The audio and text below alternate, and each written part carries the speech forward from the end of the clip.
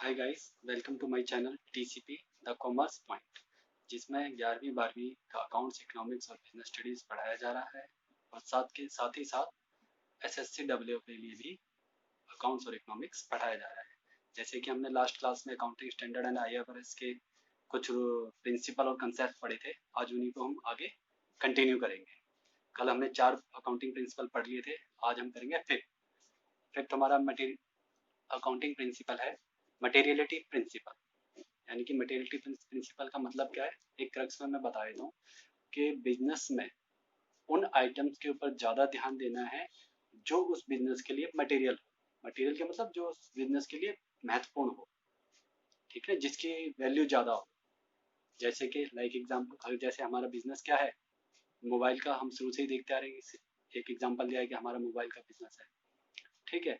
तो मोबाइल के बिजनेस के लिए क्या चीज़ इंपॉर्टेंट होगी, जो मोबाइल से रिलेटेड है, क्या क्या है, जैसे बैटरी है, स्क्रीन है, इसका कवर है, ये सब चीज़ क्या है, एक मटेरियल आइटम्स है। ये सब क्या है, एक मटेरियल आइटम्स है।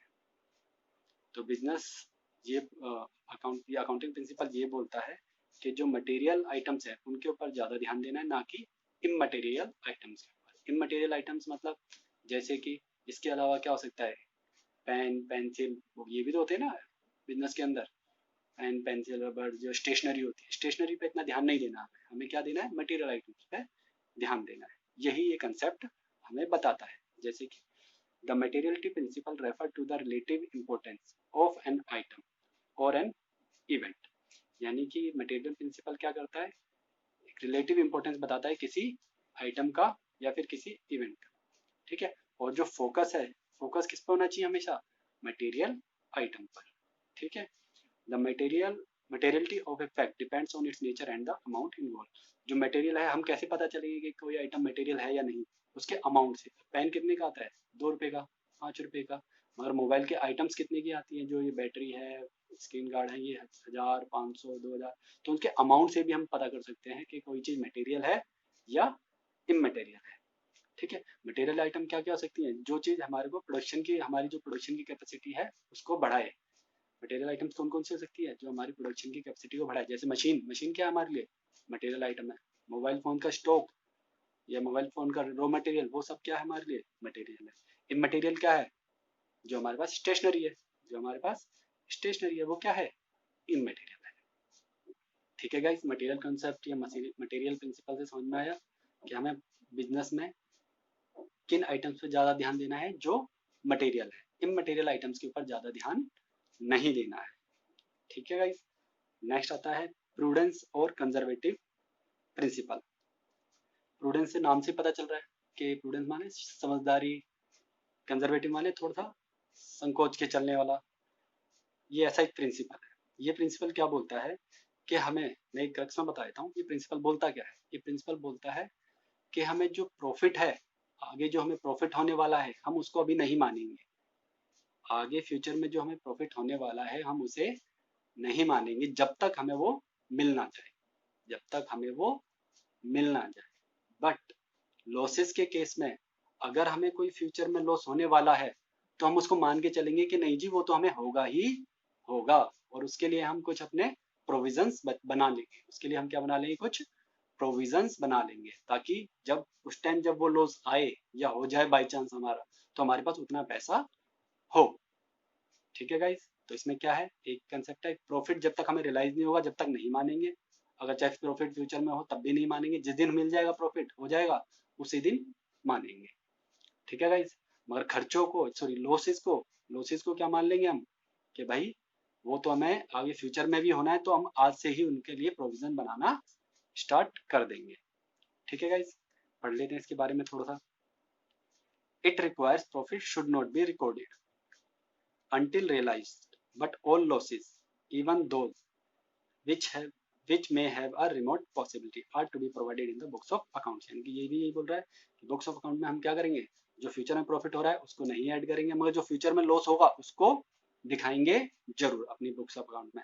वो जो फ्यूचर में जो लॉसेज होते हैं वो क्या होते हैं, जैसे मैंने एक एग्जांपल लिया था, हमने अपने किसी दोस्त को क्या दे दिए, पैसे दे दिए।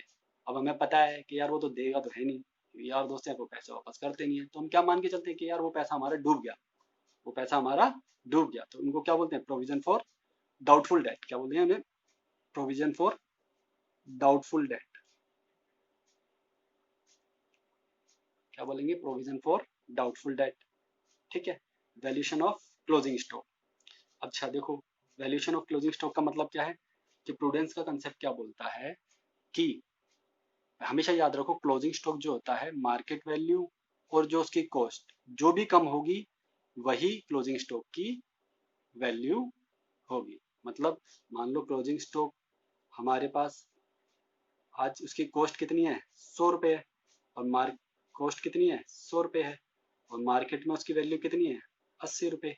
तो हम क्लोजिंग स्टॉक को किस वैल्यू पर लेंगे, कॉस्ट और market value which ever is less. तो कौन सी वैल्यू पे लेंगे, क्लोजिंग स्टॉक को मार्केट वैल्यू पर लेंगे, ना कि उसकी कॉस्ट पे लेंगे।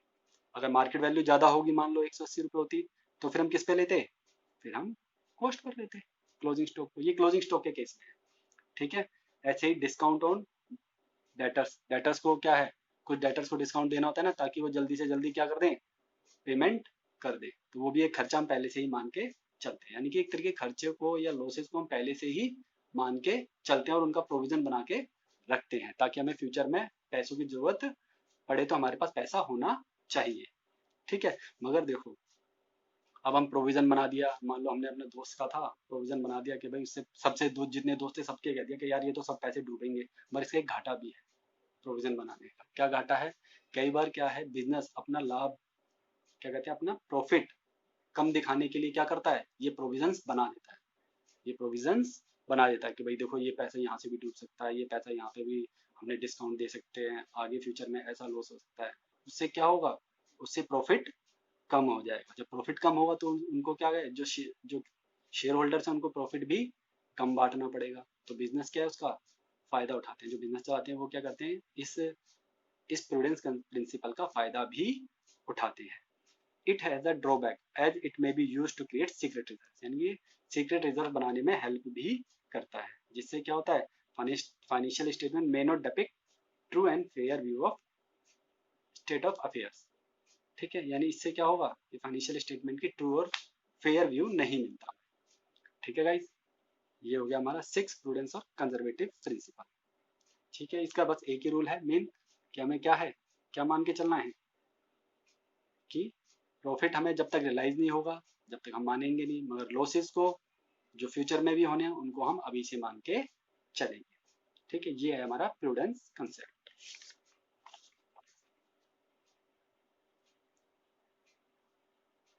नेक्स्ट आता है हमारा कॉस्ट और हिस्टोरिकल कॉस्ट प्रिंसिपल। ठीक है।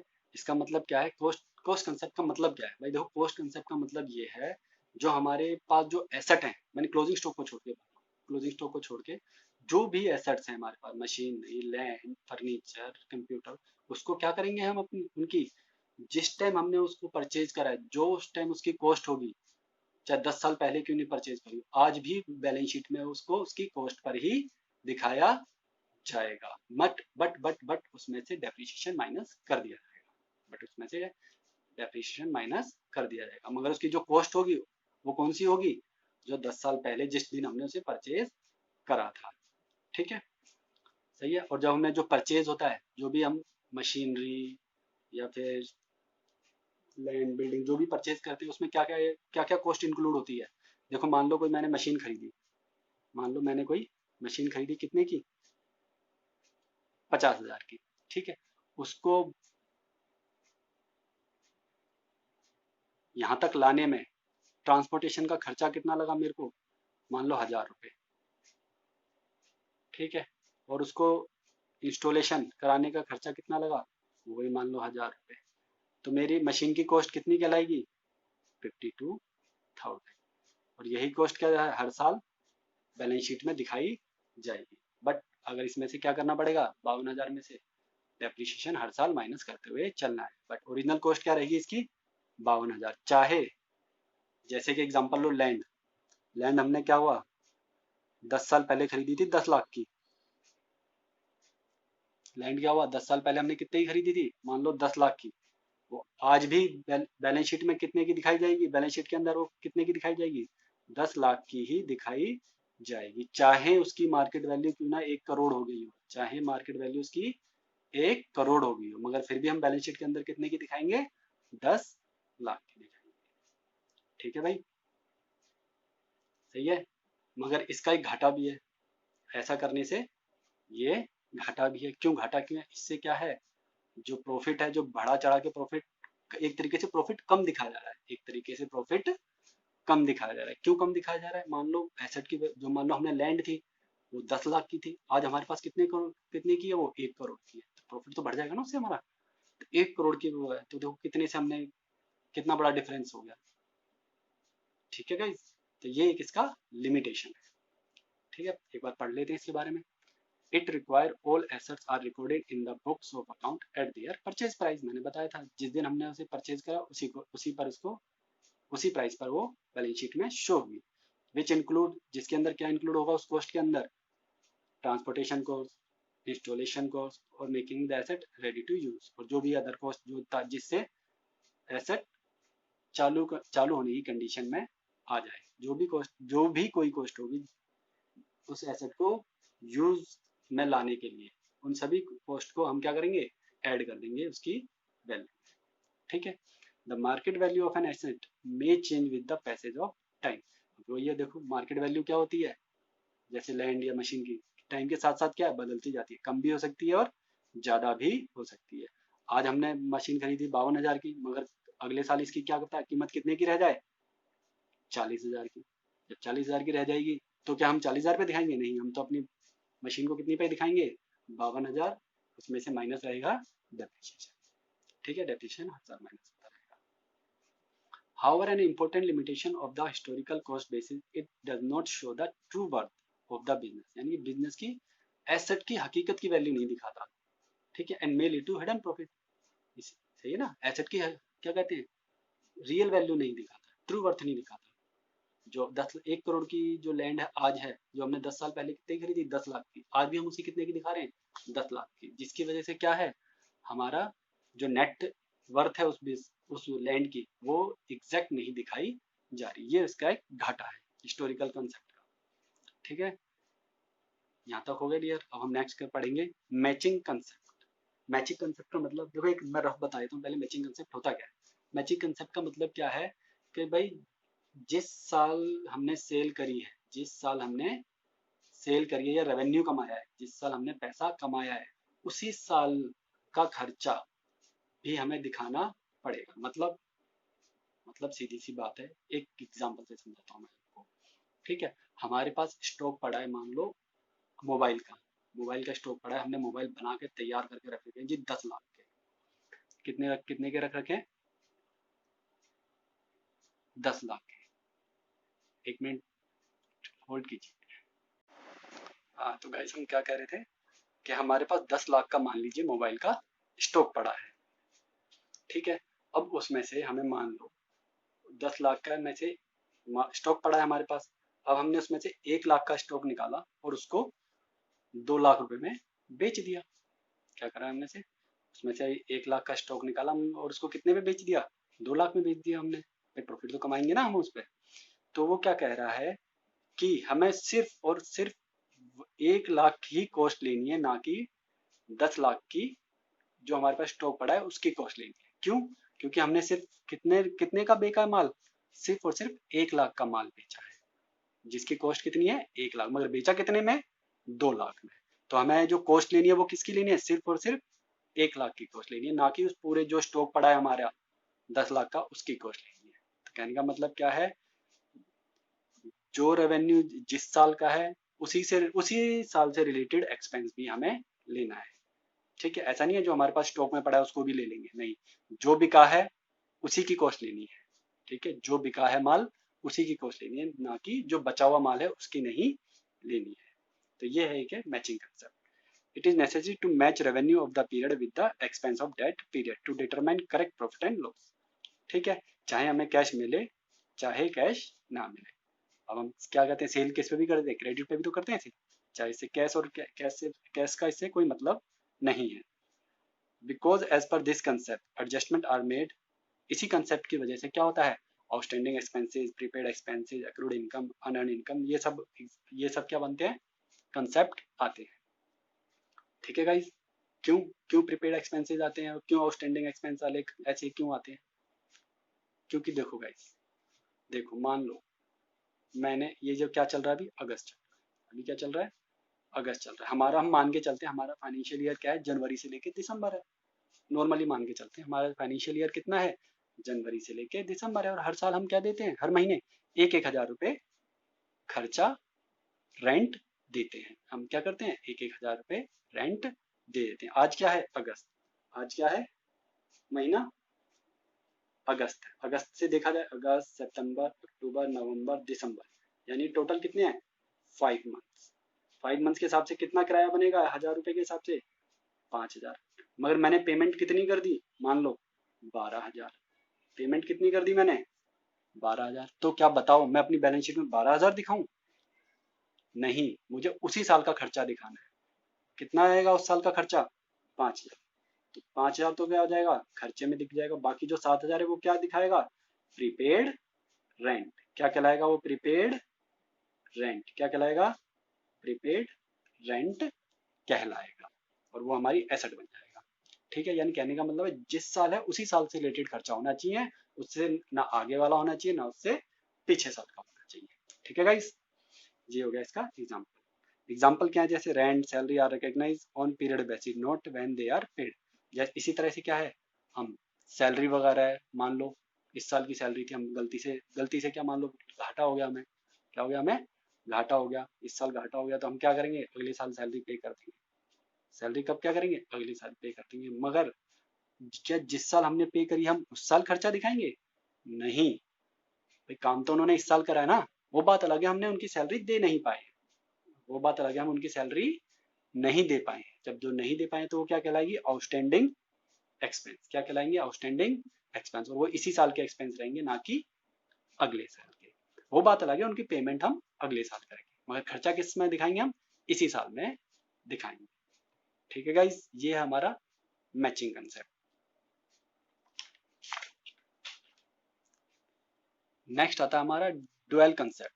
बहुत इंपॉर्टेंट कंसेप्ट है, पूरा अकाउंट इसी के ऊपर बेस है, पूरा का पूरा अकाउंट समझ लो इसी के ऊपर बेस है, डुअल कंसेप्ट के ऊपर। इसका मतलब क्या है, हर ट्रांजेक्शन का, इसका मतलब क्या है, हर ट्रांजेक्शन का दो एस्पेक्ट होते हैं। क्या होते हैं, दो एस्पेक्ट होते हैं, एक डेबिट और एक क्रेडिट। हर ट्रांजेक्शन के दो पार्ट होंगे, एक डेबिट पार्ट होगा और एक क्रेडिट पार्ट होगा, सेम अमाउंट का। ठीक है जी, दिस इज द फाउंडेशन और बेसिक ऑफ अकाउंटिंग। ये क्या है, फंडामेंटल बेसिक है, किसका, अकाउंट का। ठीक है, जैसे अब कैसे पता चलेगा कि हर चीज की दो ट्रांजेक्शन होती है, आगे हम सीखेंगे, आगे हम सीखेंगे। बट मैं कुछ एक एग्जांपल से तुम्हें थोड़ा सा एक रफ आइडिया दे देता हूँ कि हकीकत में ये होता कैसे है। ठीक है गाइस, जैसे कि Ram invest 1 lakh in business. Ram ने क्या करा, 1 लाख रुपया बिजनेस में इन्वेस्ट कर दिया। जब इन्वेस्ट कर दिया तो इसकी दो एंट्री होगी, क्या होंगी, दो पार्ट बनेंगे इसके। क्या बनेंगे इसके, दो पार्ट बनेंगे। ठीक है गाइस, दो पार्ट कौन कौन से बनेंगे, उसने क्या करा, 1 लाख रुपया इन्वेस्ट करा बिजनेस के अंदर। जब 1 लाख रुपया इन्वेस्ट करा तो बिजनेस के अंदर सबसे पहले तो क्या आएगा, कैश आएगा।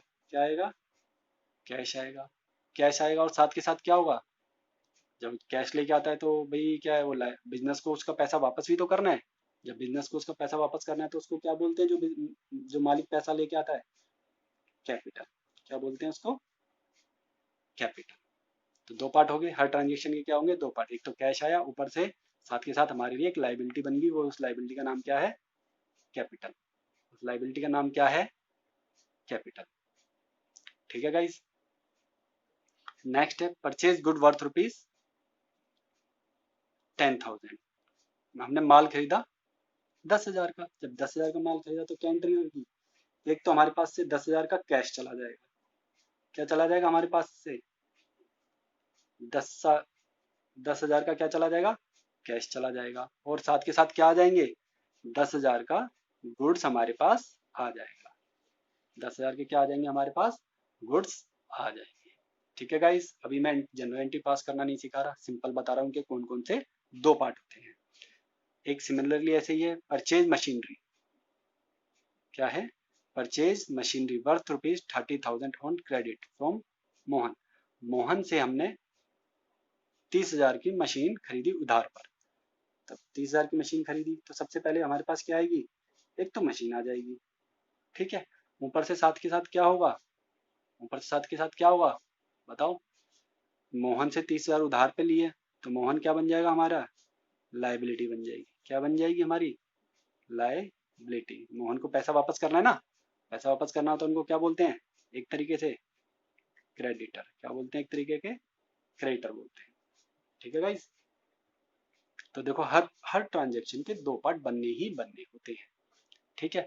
इसीलिए एसेट्स क्या होती है, लाइबिलिटी प्लस कैपिटल के इक्वल हमेशा और हमेशा होता है, ठीक है। इन तीन ट्रांजेक्शन को भी देख के हम कर सकते हैं, मगर ये सब क्या है आगे बताएंगे, ठीक है। इसीलिए asset equal to liability plus capital होता है, ठीक है गाइस। ये तीन ट्रांजेक्शन मैंने आपको बताना चाहा कि हर ट्रांजेक्शन के दो पार्ट होते हैं, ठीक है गाइस। अब नेक्स्ट हमारा आता है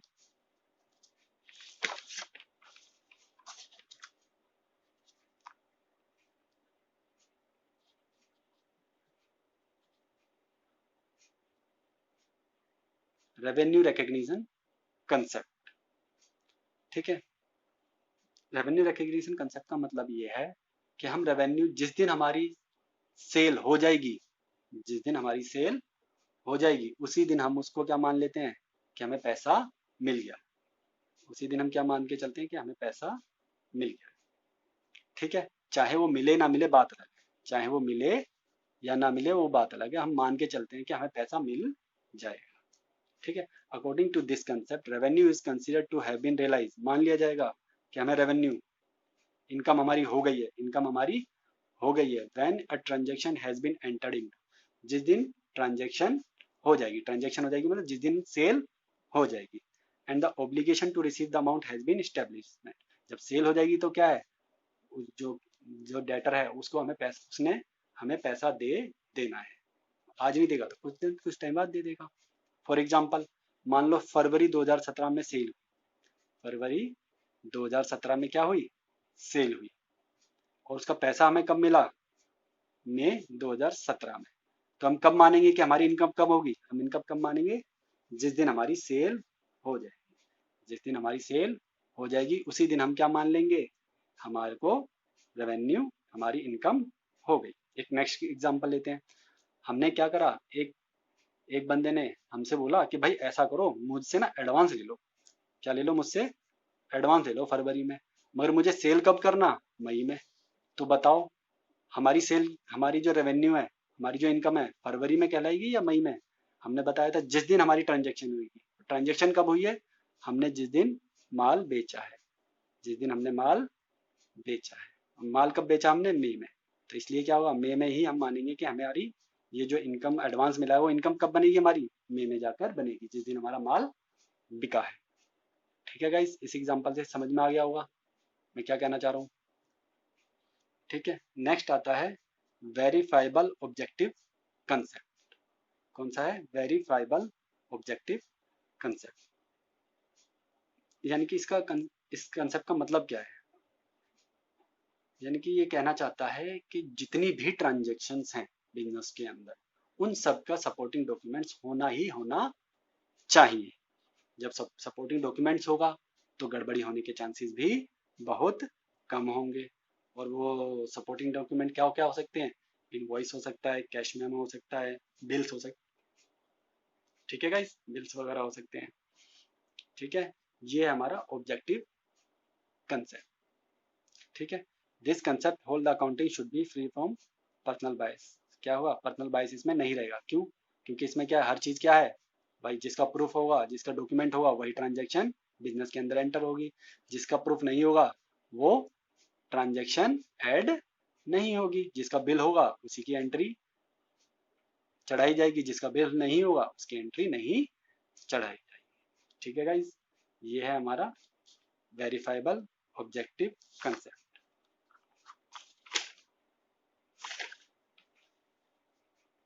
आज हम कोशिश करेंगे ये चैप्टर 3 पूरा का पूरा खत्म हो जाए, ठीक है गाइज। थोड़ा सा और है, थोड़ा सा मे बी शायद लंबी वीडियो हो जाए आज, बट आज हम कोशिश कर रहे हैं कि चैप्टर 3 कंप्लीट हो जाए ताकि जल्दी से जल्दी हम अकाउंट्स को ख़त्म करके फिर इकोनॉमिक्स भी स्टार्ट करें। मैं कोशिश करूँगा इकोनॉमिक्स भी पैरेलल स्टार्ट करूँ। ठीक है गाइस। अब आता है बेनिफिट ऑफ अकाउंटिंग स्टैंडर्ड। हमने अभी पीछे भी स्टार्टिंग से हमने इस क्लास में देखा था अकाउंटिंग स्टैंडर्ड। अकाउंटिंग स्टैंडर्ड का काम क्या है?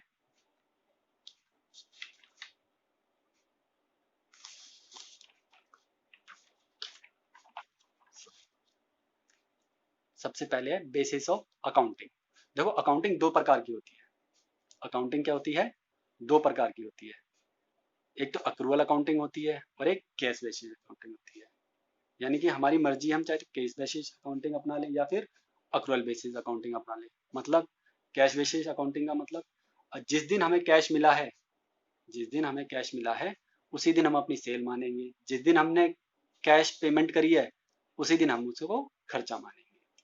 ठीक है गाइस। कैश बेसिस में क्या होता है? जिस दिन कैश का लेन देन होगा उसी दिन ट्रांजेक्शन को कंप्लीट माना जाएगा। मगर अक्रूवल बेसिस में क्या होता है? जिस दिन ट्रांजेक्शन हो जाए, चाहे कैश मिले या ना मिले, हम उस दिन, जिस दिन ट्रांजेक्शन हो जाएगी उसी दिन हम अपनी इनकम मान लेते हैं। तो दो तरह की अकाउंटिंग होती है, एक कैश बेसिस अकाउंटिंग होती है और एक अक्रूवल बेसिस अकाउंटिंग होती है। ठीक है, ये याद रखें, दो तरीके की होती है। हम कोई सी भी अपना सकते हैं, ये वाली चाहे ये वाली, इन दोनों में से कोई सी भी अपना सकते हैं। अब आता है हमारे पास अकाउंटिंग स्टैंडर्ड। भाई अकाउंटिंग स्टैंडर्ड है क्या? मैंने स्टार्टिंग के इसमें भी बताया, ये क्या है? एक तरह की गाइडलाइंस है। ये क्या है? एक तरीके की गाइडलाइंस है जो कि कौन इशू करता है? Institute of chartered accountant of India. क्यों करता है?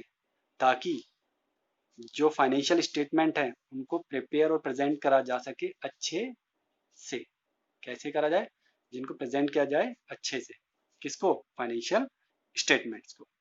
ये है क्या? एक तरीके के they are the accounting rules and procedure relating to measurement, recognition, treatment, presentation, disclosure of accounting transaction in financial statement. ये रूल्स किस लिए हैं?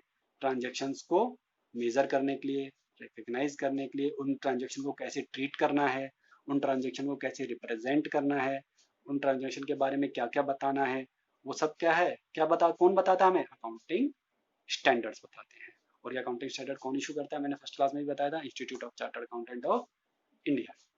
ठीक है गाइस। नेक्स्ट है बेनिफिट ऑफ अकाउंटिंग स्टैंडर्ड। दो भाई बेनिफिट क्या है अकाउंटिंग स्टैंडर्ड के? सिंपल सिंपल है। ये क्या है? एक तो देखो, ये क्या है, जो मान लो हर कोई अपना अलग अलग फॉलो करे रूल्स। कोई कोई कंपनी कोई रूल फॉलो कर रही है, कोई कंपनी कोई रूल फॉलो कर रही है। इस चीज को हटा के क्या है, सबके लिए इसने एक ही रूल बना दिए हैं। क्या बना दिए? एक ही रूल बना दिए हैं। हेल्प्स इन एलिमिनेटिंग वेरिएशन, यानी कि अलग अलग जो रूल बना रखे हैं उनको क्या कर रखा है? एलिमिनेट कर दिया है। In accounting treatment of financial, in preparing financial statement. Financial statement को बनाने के लिए जो रूल अलग अलग हैं उन सबको क्या बना दिया है? एक ही रूल बना दिया है। सभी कंपनी को वही रूल फॉलो करने हैं, अपनी मर्जी के रूल नहीं फॉलो करने भाई। ठीक है ना, ये एक बेनिफिट है। दूसरा बेनिफिट क्या है? जो यूजर हैं अकाउंटिंग स्टेटमेंट के, जो अकाउंटिंग स्टेटमेंट के यूजर्स हैं उनके अंदर कॉन्फिडेंस है। क्यों कॉन्फिडेंस है? क्योंकि उनको पता है जो कंपनी अकाउंट बना रही है वो कैसे बना रही है? As per accounting standard. कुछ गड़बड़ नहीं करेगी कंपनी। क्यों? क्योंकि उनको रूल फॉलो करने हैं। ठीक है। थर्ड क्या है? Accounting standard helps auditor. जो अकाउंटिंग स्टैंडर्ड्स होते हैं जो ऑडिटर्स को हेल्प करते हैं। क्यों हेल्प करते हैं? कि उन्हीं स्टैंडर्ड्स के हिसाब से वो कंपनी के अकाउंट्स को चेक करते हैं। अगर चेक अकाउंटिंग में कुछ गड़बड़ होती है तो वो उसको पकड़ लेते हैं और उनको फिर कंपनी वालों को बताते हैं कि भाई तुमने ये गलतियां कर रखी हैं और इन गलतियों को सुधारो। और नहीं सुधारते वो, तो फिर वो क्या, ऑडिटर अपनी स्टेटमेंट जारी कर देते हैं कि ये लोग, इन लोगों ने ये गलत कर रखा है। ठीक है। ये क्या है, ये क्या प्रोवाइड करते हैं? एक रूल एंड रेगुलेशन प्रोवाइड करते हैं जिससे क्या पता चलता है? फाइनेंशियल स्टेटमेंट को प्रिपेयर करने में हेल्प मिलती है। ठीक है गाइस। अब ऐसे ही इसके कुछ घाटे भी होंगे। जब कुछ फायदे हैं तो कुछ घाटे भी हैं। घाटे क्या हैं? अरे भाई बहुत सारे तो क्या है इसमें, अल्टरनेटिव्स हैं। भाई तुम कैश कैश कैश बेसिस बनाओ, अक्रूवल बेसिस बनाओ, डेप्रिसिएशन भी WDV वाला भी लगा सकते हो, स्ट्रेट लाइन वाला भी बना सकते हो। तो लोगों के अंदर क्या है भाई, बहुत सारे रूल हैं तो लोगों को समझ में नहीं आता कौन सा रूल फॉलो करें कौन सा ना करें। ठीक है। It is rigidly followed. ये क्या है? सबको फॉलो करना ही करना है। ऐसा नहीं है कि मेरे को फॉलो ही नहीं करना है। ये क्या है? सबके लिए बंदिश है कि करना ही करना है, रिगिड है। ठीक है ना, ये फॉलो तो करने ही करने हैं। AS are based on business environment, ये क्या है, अकाउंटिंग स्टैंडर्ड क्या है, बिजनेस इन्वायरमेंट और कंट्री के जो अंदर लॉ होता है उसके हिसाब से बनाए जाते हैं। और जैसे जैसे टाइम के साथ साथ, जैसे जैसे टाइम बीतता जाता है, ये लॉ थोड़े चेंज भी होते रहते हैं और बदलते भी रहते हैं। तो जब चेंज और बदलते रहेंगे तो हमें दिक्कत तो होगी ना, हर बार कोई कभी कभी कहेंगे कि नहीं ऐसे फॉलो करो, फिर कहेंगे नहीं ऐसे फॉलो करो, तो लोगों को भी तो क्या होगी, बिजनेस को भी तो क्या होगी, परेशानी होगी। तो ये भी एक उसका घाटा है, लिमिटेशन है। ठीक है गाइस।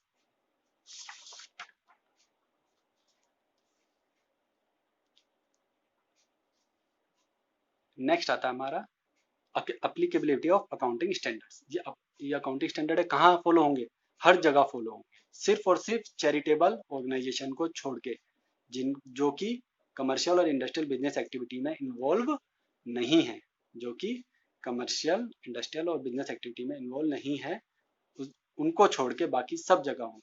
बाकी सब जगह कौन कौन सी होती है, सोल प्रोप्राइटरशिप। सोल प्रोप्राइटरशिप का मतलब एक सिंगल बंदा है, उसने अपने नाम पे बिजनेस खोल रखा है और बिजनेस चला रहा है, तो वो क्या होता है, सोल प्रोप्राइटरशिप। पार्टनरशिप, 2 या 3 बंदों की पार्टनरशिप। सोसाइटीज, आपको पता ही है सोसाइटी जो चलती है। Trust, Hindu undivided family. Hindu undivided family मतलब जो लोग, एक कुछ फैमिली होती है ना पुरानी, जिन्हों का पुश्तैनी वो होता है, कहते हैं बिजनेस होता है, और सभी लोग एक साथ मिलकर रहते हैं और सभी लोग मिलकर काम करते हैं, उसको क्या बोलते हैं, Hindu undivided family. Companies, association of person, cooperative society और IFRS, international financial reporting system, इन सब पे क्या होते हैं, अकाउंटिंग स्टैंडर्ड लागू होते हैं। ठीक है।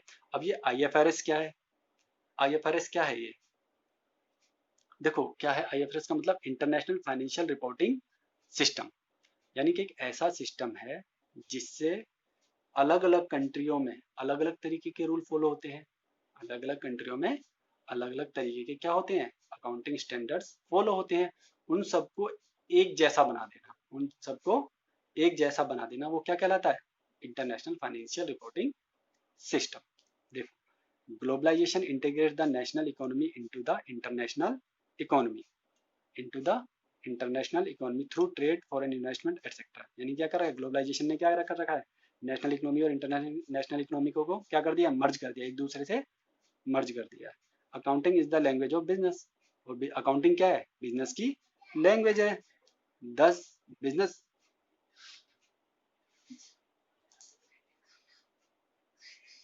10 business enterprise around the world should not speak different language. इसीलिए बिजनेस इंटरप्राइजेस को अलग अलग लैंग्वेज को फॉलो नहीं करना चाहिए। अलग अलग लैंग्वेज का मतलब अलग अलग अकाउंटिंग पॉलिसीज को फॉलो नहीं करना चाहिए वाइल शेयरिंग फाइनेंशियल इंफॉर्मेशन। ठीक है। Therefore there is a need of single set of accounting standard, इसीलिए सिंगल अकाउंटिंग स्टैंडर्ड्स की जरूरत पड़ी। और उन सिंगल अकाउंटिंग स्टैंडर्ड्स को क्या बोलते हैं, इंटरनेशनल फाइनेंशियल रिपोर्टिंग सिस्टम बोलते हैं। और वो किसके द्वारा बनाए गए हैं, develop by accounting standard board, international accounting standard board के द्वारा बनाए गए। ठीक है गाइज, यहाँ तक हमारा चैप्टर 3 कंप्लीट हो चुका है। अब हम नेक्स्ट चैप्टर 4 स्टार्ट करेंगे। एक चैप्टर 1 बाकी है, वो चैप्टर 1 में थोड़ा सा चैप्टर 4 5 6 जब हो जाएगा तब उसके बाद बताऊंगा। क्यों, क्योंकि फिर उसको पढ़ने में आपको इवन मुझे भी बताने की जरूरत नहीं पड़ेगी, आप खुद उसको पढ़ोगे तो आपको खुद ही समझ में आ जाएगा। ठीक है, इसीलिए अभी चैप्टर 1 को हमने छोड़ रखा है। चैप्टर 2 चैप्टर 3 हमारा कंप्लीट हो चुका है गाइज। अब इसके बाद हम चैप्टर 4 चालू करेंगे। आज की क्लास यहीं तक है। Thank you very much.